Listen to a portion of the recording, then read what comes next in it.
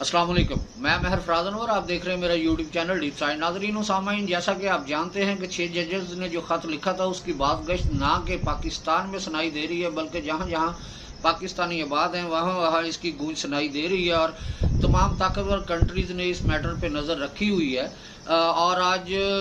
जनाब retire chief justice Tassaduq Hussain Jillani sahab को इसका मेंबर बना दिया गया है और वो 60 रोज़ के अंदर इसकी तहकीकात करेंगे कि कौन इसमें कैसे जजेस को धमकाया गया और इसका क्या रिज़ल्ट निकलता है और इसका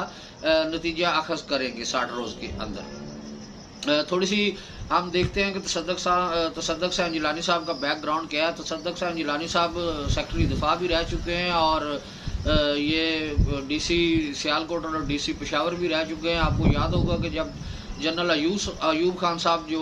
उमर अयूब के दादा हैं उन पर गोली चली थी तब ये पेशावर में थे और DC पेशावर थे उस वक़्त।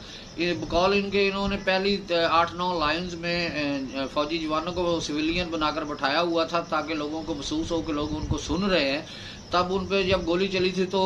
गोली चलाने वाला काफ़ी दूर था और गोली जनरल अयूब तक पहुंच नहीं सकी थी और वो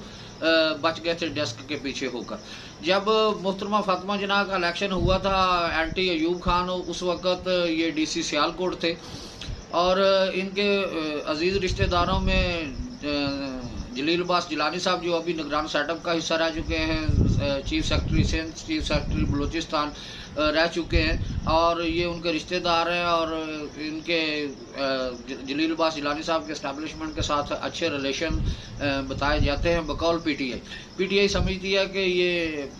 इस्टेब्लिशमेंट का ही एक हिस्सा है और क्योंकि इनके अजीज़ रिश्तेदार सारे इस्टेब्लिशमेंट के साथ अभी भी काम कर रहे हैं और मौजूदा निगरान सेटअप में भी जलील अब्बास जिलानी साहब रह चुके हैं। और बकौल शेर अफजल मरवत साहब के उन्होंने फरमाया है कि तसद्दुक़ हुसैन जिलानी साहब शरीफ अल नफ्स आदमी है और ये वो फैसला नहीं कर सकते। शरीफ होने के साथ साथ उन्होंने बताया कि ये कमज़ोर है और कमज़ोर आदमी कभी भी ताकतवर के ख़िलाफ़ फैसला नहीं कर सकता। अब देखने वाली बात है कि क्या आने वाले दिनों में तसद्दुक़ हुसैन जिलानी साहब PTI या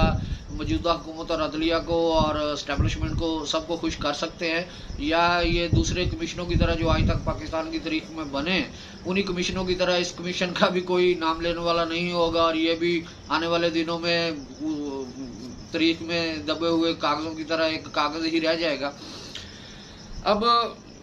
PTI जो है कि PTI इस पे खूब शोरो ववेला मचा रही है और कह रही है कि हमने तो रिटायर जज की कोई जुडिशल कमीशन पे हमें तो एतराज़ है और हम इस पर यकीन नहीं रखते। हमें तो मौजूदा कोई जज इसका इंसाफ दे सकता है और अगर मौजूदा कोई जज आ जाता है तो उस पर फिर PTI को एतराज़ होगा। PTI अपने अंदर भी इंतशार का शिकार है क्योंकि अलीमा खान साहबा जो है कि वो इमरान खान से नाराज़ हो गई हैं क्योंकि इमरान खान साहब ने उनको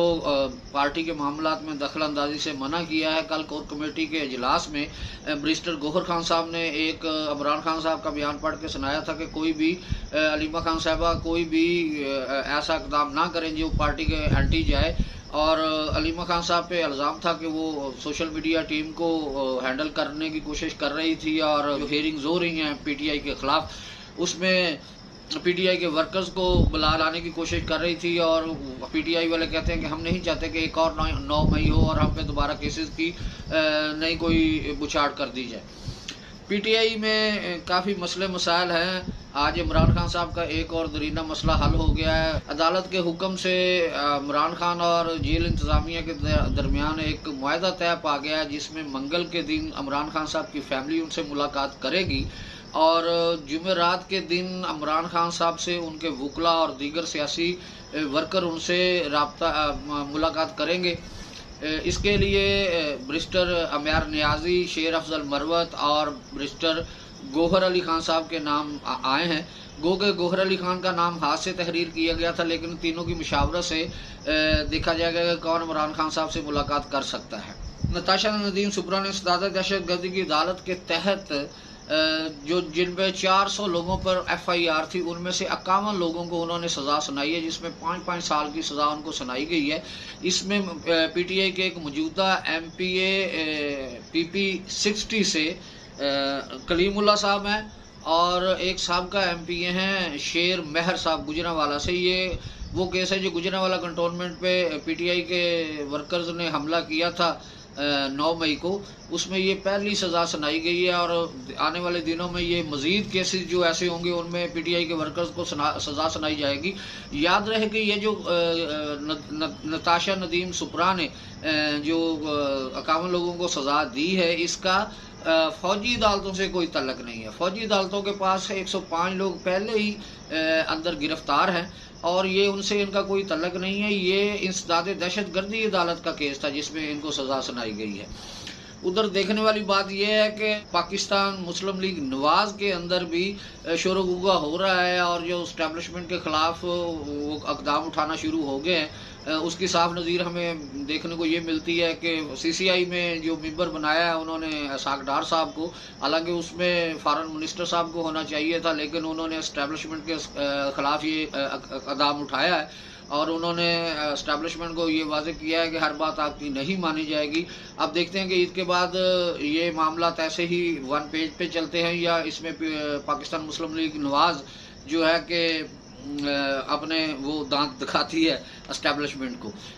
और 1 पेज वाला जो बयानिया है वो ख़त्म हो जाता है। ये जो है कि उसके अंदर अपना एक बयानिया है। शेर अफजल मरवत साहब ने एक निजी TV को इंटरव्यू देते हुए बताया है कि इमरान खान साहब का माइंड ये है कि जो लोग प्रेस कॉन्फ्रेंस करके निकल गए और उन्होंने PTI को छोड़ दिया तो वो कभी भी PTI में नहीं आ सकेंगे, चाहे वो कितने ही मजलूम बन के क्यों ना आ जाएं। उसमें आरिफ अलवी साहब हैं, उनमें परवेज़ खट्टर साहब हैं, महमूद अहमद खान हैं साबका वज़ीर आला KP के, असद कैसर साहब ने फरमाया है कि अली अमीन गंडापुर साहब ज़्यादा पिंगे ना बढ़ाएं और वो मुखालफत करें, मज़ामत की पॉलिसी अपनाएं, वफाक के साथ मोहब्बतें ना बढ़ाएं। शेर अफजल मरवत ने फरमाया है कि जो कोई भी PTI के बयानिए के अगेंस्ट जाएगा या मुस्लिम लीग नून पीपल्स पार्टी या MPM के वगैरह के साथ तल्लुकात बनाएगा, उसको PTI में एक्सेप्ट नहीं किया जाएगा। इमरान खान साहब का भी यही माइंड है कि अगर हम हुकूमत के साथ पिंगे बढ़ाते हैं और इनके साथ नरमी करते हैं तो हमारा वोटर नाराज़ हो जाएगा और उन्होंने इसी बात पे स्टैंड लिया हुआ है। इस बात में कोई शक नहीं है कि खान साहब ने तमाम लोगों के जो माइंड थे उनके मुताबिक उनको फेल किया है और उन्होंने साबित किया है कि वो साबित कदम है और बड़ी ही जवामर्दी से वो जेल के अंदर बैठे हैं और अंदर से बैठ के वो तमाम लोगों के साथ बातचीत भी कर रहे हैं और इस्टेब्लिशमेंट के ख़िलाफ़ वो अपना बयानिया भी बनाए हुए हैं। उनका माइंड है कि ईद के बाद जो एहतजाजी तहरीक को शुरू किया जाए, जब एहतजाजी तहरीक शुरू होगी तो उसमें पाकिस्तानी लोग बाहर निकलेंगे। जब पाकिस्तानी लोग अवाम बाहर निकलेगी और लाखों की तादाद में होगी तो ना कोई अदलिया रहेगी, ना कोई इस्टेब्लिशमेंट रहेगी और फिर सिर्फ खान और खान ही होगा। खान साहब की ये हिकमत अमली हमें कहीं कहीं देखने को बेहतर दिखाई देती है, लेकिन मेरे ख्याल में लड़ाई लड़कर वो हुकूमत हासिल नहीं कर सकते। या तो वो इनकलाब लाना चाहते हैं, इनकलाब में तो